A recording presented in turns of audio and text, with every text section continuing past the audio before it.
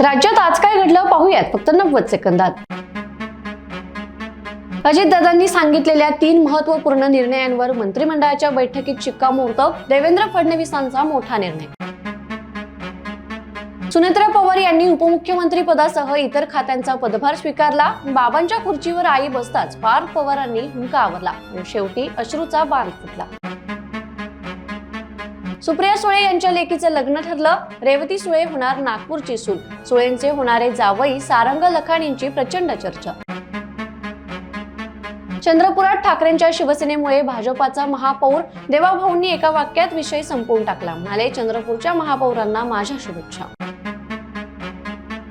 तुमच्या या साथीनं मला पुन्हा उभं राहण्याची, नव्या जिद्दीनं पुढे जाण्याची ताकद दिली आहे। ही लढाई इथेच थांबत नाही। जिल्हा परिषदेतील पराभवानंतर माजी सरपंच नवले मॅडमची पहिली प्रतिक्रिया। चंद्रपूरमध्ये ठाकरेंची भाजपाला साथ। हर्षवर्धन सपकाळांचा निर्वाणीचा इशारा। दिल्लीतून हायकमांडचं तातडीचं बोलावणं। अजितदादा परत येणार नाहीत। रोहित पवारांनी पुराव्यासह वाईट वेळ सांगितली। म्हणाले, 2 दिवस आधी विमानाची सुरतवारी।